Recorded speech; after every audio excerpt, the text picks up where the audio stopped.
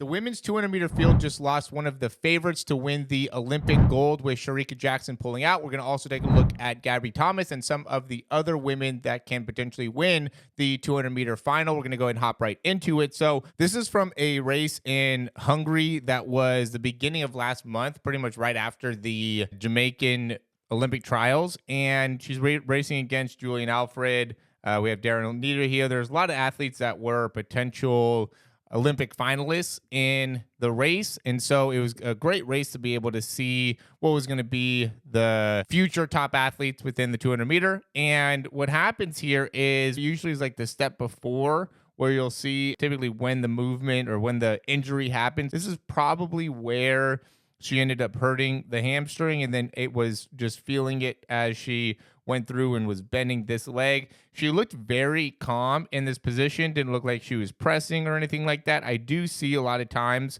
when you have a issue happening on the opposite side knee, opposite side ankle, that a lot of times that can affect the other side hip. And so I'm assuming she was just maybe putting a little bit more pressure on that right side to try to take some of the pressure off of that left knee, that has the KT tape on it right now. But it was definitely a right side injury based off of how she kind of limped up at the end here. We could see as she's finishing, and she was going to probably win that race, but she gets to the end and she's like barely not even putting any pressure on that right side. So it was definitely a right hamstring injury. They called it a cramp right after the event. And then she, about a few weeks later, she obviously did not end up participating in the 100 meters. She said she was going to focus on the 200. And then when it came to start the 200, she ended up not being able to compete. So now the field changes very significantly. She was the women's 2023 world champion. I was actually thinking about making a video about what she would need to do in order to break the world record. To me, I thought she was going to break the world record. Everything seemed to be aligned with her being able to potentially do that. And so it's really upsetting to see that she is out. But now the main favorite is going to be Gabby Thomas. And they were really going back and forth. Gabby Thomas came in second in the 200 in the world championships. And Gabby Thomas all year has just been really focused on being able to win the 200 meter gold, just because she knew that she was going to have to really put together a great race in order to beat Shericka Jackson. She was definitely the favorite. And so now that it's just Gabby Thomas, the likelihood of her winning, I would say, is pretty significant. There are some women that are going to be in a good position to be able to win. We have Julian Alfred that just won the 100-meter champion that could also do well. She ran 22.4 in the heats. And then we also have Favor Ofili. She ran 22.2. She also ran a really good time. Dina Asher-Smith ran a good time, 2:28. I mean, Mackenzie Long, I think, is a bit of a long shot. She is fast, another American, and has run some really great 200-meter times. But to me, it's Daryl Nita, Julian Alfred, Favor Ophelia, I think could do well.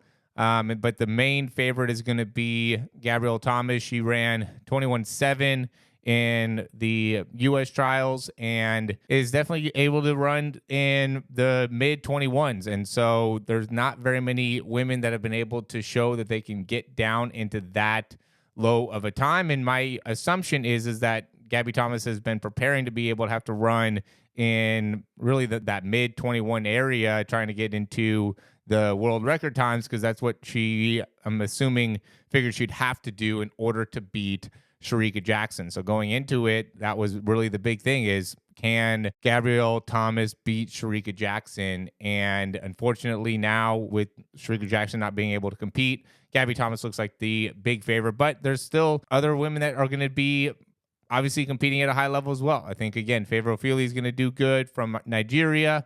And I also think that Mackenzie Long is going to be somebody that can run a really good time.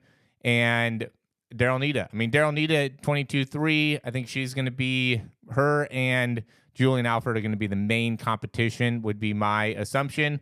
But Gabby's just got to be able to put it all together. She could stay healthy, put everything together. She should be the favorite to win the Olympic gold. Really frustrating what happened with Shericka Jackson. I was excited to be able to see her potentially win the Olympic gold, but you know, things happen, and I'm sure she's going to go back and try to figure out how she can get back to her full health. I mean, when looking at the movement, there was nothing that really stood out to me in terms of what could have happened as she was running that caused the injury. She looked like she was relaxed. She looked like her range was good. Everything looked very normal with her running. Just all of a sudden, at about 150 meters, she just started pulling up. I don't know if she was not running as much or maybe running a lot more to prepare herself for the 200, but she was winning.